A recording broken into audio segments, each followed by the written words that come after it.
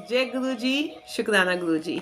Welcome to my YouTube channel. अगर आप इस चैनल पे नए हैं तो प्लीज़ इसको सब्सक्राइब करना ना भूलिएगा और ज़्यादा से ज़्यादा लोगों के साथ शेयर कीजिए, क्योंकि मेरा मोटिव यहाँ पे यही है कि मैं आपके साथ अच्छी से अच्छी नॉलेज शेयर कर सकूं, जिससे कि आपको आपकी लाइफ में बहुत हद तक चेंजेस, पॉजिटिव चेंजेस मिल सके। बहुत सिंपल और इजी रेमेडीज़ के साथ बहुत पॉजिटिव चेंजेस मिल सके। आज हमारा टॉपिक है मिरर्स के ऊपर। मिरर्स एक ऐसी चीज़ है जो हमारे घरों में, जिसके बिना कोई गुजारा नहीं है। अगर बेसिकली हम कहें, सबके घर में होते हैं मिरर्स। और जब हम लोग रेडी हो तो स्पेशली हमें मिरर की ज़रूरत पड़ती है। उस टाइम हमें मिरर मिरर देखना ही होता है। एक एक्टिविटी क्या है मिरर की? बेसिकली अगर एक्टिविटी हम देखें, मिरर की एक्टिविटी क्या है? रिफ्लेक्टर है मिरर। हमारा फेस ही तो रिफ्लेक्ट होके आता है, हमारी शेडो ही तो रिफ्लेक्ट होके आती है। अगर हम इसी तरीके से, अगर मैं दूसरे टर्म्स में कहूँ, तो मिरर्स का काम सिर्फ हमारी शेडो को रिफ्लेक्ट करना नहीं है। बेसिकली मिरर का काम कहीं ना कहीं पॉजिटिव और नेगेटिव जो ऑरा है, जो वाइब्स हैं, उनको भी रिफ्लेक्ट करना है। तो आपने कई बार देखा होगा कि मिरर्स को हम एज अ रेमेडीज भी यूज करते हैं इन वास्तु।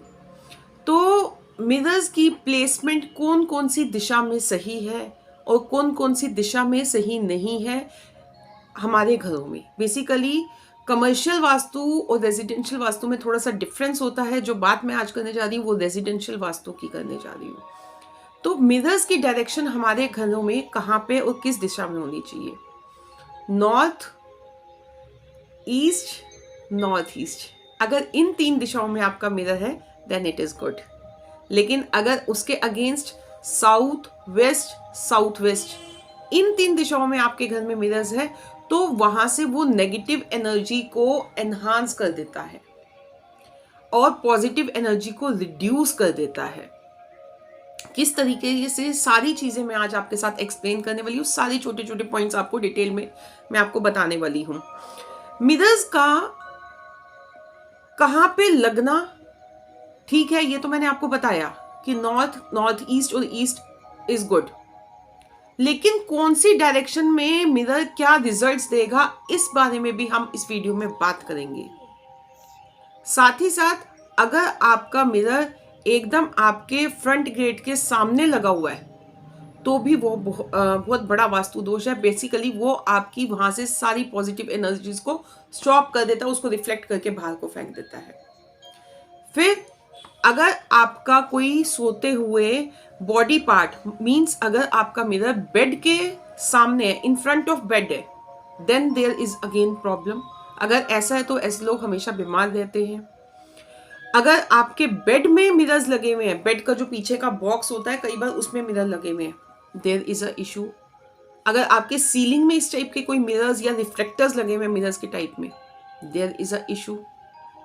यहाँ इन जगहों पे मिरर्स को नहीं लगाना चाहिए। अगर मिरर की प्लेसमेंट सही जगह पे होती है तो मिरर हमारे को लाइफ में बहुत आगे ग्रो करने में हेल्प करता है, बहुत हद तक। ठीक है। फिर पुराने टूटे फूटे मिरर्स, ऐसे मिरर्स आपको घर में नहीं रखने चाहिए, या ऐसे मिरर्स भी आपको घर में नहीं रखने चाहिए जिनके अंदर आपकी इमेज जो है वो धुंधली होके आ रही हो। उनको इमीडिएटली आपको रिमूव कर देना चाहिए। मिरर्स को साफ और क्लीन करके रखना चाहिए। ठीक है। हो सके तो जिस टाइम आपके मिरर्स यूज में नहीं है, उन मिरर्स को आप कवर्ड करके रखिए। फिर आपको जो मिरर में एक चीज और ध्यान रखनी है, मिरर्स की शेप भी बहुत मायने रखती है, मैटर करती है। वैसे तो ये डेट ऑफ बर्थ के अकॉर्डिंग हो जाता है, लेकिन एक सिंपल कहें, सिंपल वे में अगर हम बात करें तो अनइवन शेप्स के मिरर आपको नहीं घर में यूज करने चाहिए, अवॉइड करने चाहिए सच मिरर्स को आपको। अब बात आ जाती है फुल लेंथ मिरर की। अगर आपके घर में फुल लेंथ मिरर लगा हुआ है तो आपको उसे वॉल से एटलीस्ट 2-2.5 फीट की ऊंचाई पे लगाना चाहिए। अगर आपके घर में छोटा मिरर लगा हुआ है तो उसे एटलीस्ट 4 से 4.5 फीट की ऊंचाई पे आपको लगाना चाहिए। तो ये तो हुए कि मिरर्स हमें किस तरीके से और कौन सी दिशाओं में लगाना चाहिए और कैसे मिरर्स हमें यूज करने चाहिए। तो अब हम आगे अगली वीडियो में जो बात करेंगे, क्योंकि अगर हम इस चीज़ को आगे कंटिन्यू, वीडियो बहुत लंबा हो जाएगा, तो मैं मिरर्स की वीडियो जो है 2 पार्ट्स में बना रही हूँ, पार्ट 1 और पार्ट 2। सेकेंड पार्ट में जो हम बात करने वाले हैं, वहां पे हम बात करने वाले हैं कि किस जोन में मिरर क्या रिजल्ट्स देता है, किस टाइप के हेल्थ इश्यूज हमें ये मिरर दे सकता है। बेसिकली मिरर्स हमारे फाइनेंशियल कंडीशंस को कैसे ग्रो कर सकता है, इन सब के ऊपर हम बात करेंगे। बट जो भी लोग ये वीडियो देख रहे हैं वो मैक्सिमम लोगों के साथ ये वीडियो को शेयर कीजिए और कमेंट कीजिए।